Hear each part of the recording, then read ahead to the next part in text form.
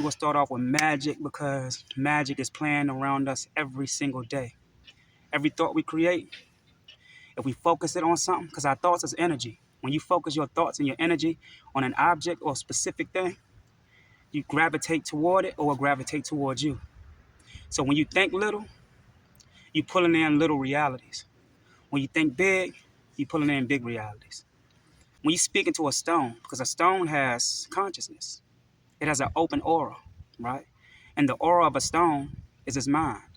It don't have a mind like ours. It's not fully aware of the things that we see. It don't have a central nervous system, but it is aware of its surroundings by way of what it feels as far as emotions. And humans have an aura such as a stone. And our aura is our emotions to the stones and the plants. And they feel everything that come out of our emotions. So if I speak into a stone and toss it in the water, right? And I focus that energy, that volume, that sound, that frequency into that stone for minutes at a time and toss it into that water, I then become manifested in that water.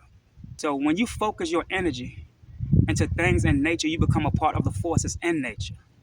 And our ancestors understood and overstood that they can leave imprints of their energy inside of stones and water. And they will cause certain disasters, natural disasters, during certain seasons. These natural catastrophes y'all seen, these hurricanes, right? These are ancestors still imprinted in the soil and the stones and the water. You can speak healing into a stone. A stone will heal you through that aura that I spoke about. When you speak healing into a stone and focus that energy into that resonance into that stone and toss it into the water and jump in that water, your cells will pick up on that imprint of your spirit that you spoke into that stone. You become a part of the forces of nature.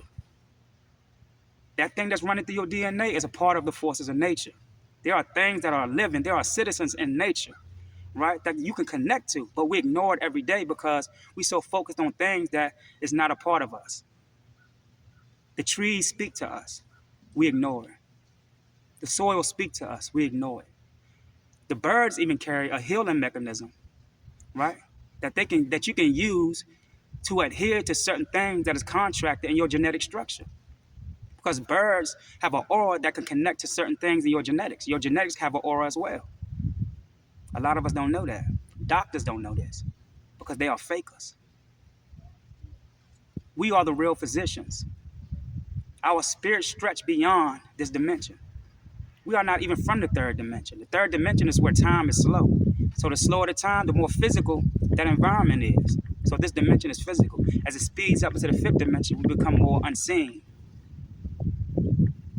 But that unseen has to ride away from the physical into the unseen, which is that melanin, that cosmic substance that is riding the wave of our soul. Y'all understand what I'm saying? So we're not here to club, work, and play into the hands of what we call this so-called reality. We are here in school. We were born into a classroom. And some of y'all will repeat the same grade that y'all are in. Because y'all wake up every day to go and punch in at somebody else's job, right? You wake up every day to work, to go in a club, to buy a $500 pair of shoes, to live beyond your means, right? When you ain't even worrying about your soul. The physical wasn't given birth to here. It was your soul that was given birth to here. It's using the physical as a vehicle or a tool to advocate, right? To pick up, to obtain something, to send somewhere else. So when you get back to that somewhere else, which is not too far from here, when you're dealing outside of time into space, because the mechanisms of your DNA structure have you everywhere at the moment. You are in a web. It's like a spider web. Once it get onto the spider web, it's existing on every part of that web. Every part of that web is a different dimension. When something touch that web, it can pick up on it, and it comes out, right? So we are on a web, a world wide web, a universal web that we're connected to, whether it be seen or unseen. So you have to be strong in your thinking, because when your thoughts are suppressed and your frequencies of your thoughts are suppressed, you can't be who you really are. You are not that thing that you see when you're on the mirror. You are bigger than that. You are existing in many places at one time. Just like if sound was let off into the environment, you would hear the sound, but you can't really detect how far that sound can be measured. Think about it. You can't measure sound. There's no height to sound. There's only depth. Sound can go so high to the point where it can't be heard no more. And this is where it becomes a portal. I had a question, brother. Yes, sir. Probably on that topic. Do you think that sound can heal? Well, sound can be used to heal because sound is a conscious entity that travels in many frequencies. So the higher the frequency, we all endow on megahertz, and anything under 432 hertz is a virus, is illness. So those type of sounds can be used to suppress your genetic structure. You get what I'm saying? Because your genetics is what measures or weighs the outcome of that frequency inside of the megahertz that you are endowed on. Right. Your central nervous system, which is your spine all the way up to your brain, that's what weighs the sounds that comes up and down those nervous systems. So food have sounds in it. So if the food is genetically modified organisms, right, and those organisms are endowed on low frequencies, then these organisms can make you sick. It suppresses your health. Right. But if your foods is endowed on frequencies beyond 432 hertz, now you are healing. So you are dealing with spirits or entities or energies in your food, right? That is on an intellectual level. Okay. So now I'm about to lead you to something. I know you got the answer to this, but I'm going to ask you the question, right? Right. So do you think that the music industry know this when it comes to, the music that they promote in the industry? Most definitely. See, music and sound is like a body and a soul. Right. The music is the body. The message in the music is the soul, because the message is the sound. The music can be giving off sounds that you can't hear, right? That could be attacking your subconscious, but it has to first go through your frontal lobe, which is your processing system. It's a factor which connects you to all of the elements that is coming through that sound. Viruses can ride sound waves. So while you're in front of a speaker listening to music, that bitch, this nigga, I'm selling crack, you get what I'm saying? Right. That's low frequencies, which is a virus. So now it's going into your earlobe and hitting your cochlea. Cochlea. Cochlea. I think that's how you spell it, but look it up. It's called the cochlea. So you have water in your ear. Every time you bounce your head up and down listening to certain frequencies, that water downloads those frequencies that you don't hear and sends it through your frontal lobe into your subconscious.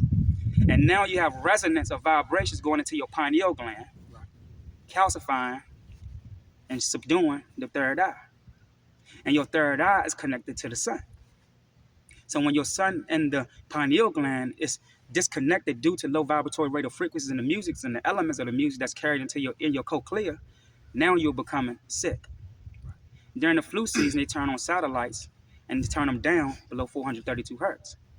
And we think that we catching viruses from each other or the flu from each other by touching each other. That's not true. It's just that everybody in the same environment, but our DNA downloads the virus differently. So you might get the virus before I do because your DNA is operating on a certain frequency than mine. So you might get sick today because your DNA operating slowly. It's uploading it slowly. Tomorrow I might get it because it's, you know what I mean? It's on another wavelength. Yeah. You get what I'm saying? So yeah, so people don't understand that even the trees, they are using the trees because they are satellites. Our ancestors understood that the trees around us are, it's like our hairs. The trees take in these vibratory, the trees take in these frequencies and these sounds from these satellites and disperses it into our neighborhoods. Right. That makes sense. You get what I'm saying? Sound, they could bounce sound off the soil. And we be playing around our house and these low vibratory rate of frequencies come out of the soil and we breathe it in. That sound goes, we breathing in sounds now through our nose and it's hitting our brain. Okay. You feel what I'm saying? Yeah, it's deep. So sounds bouncing all around us right now.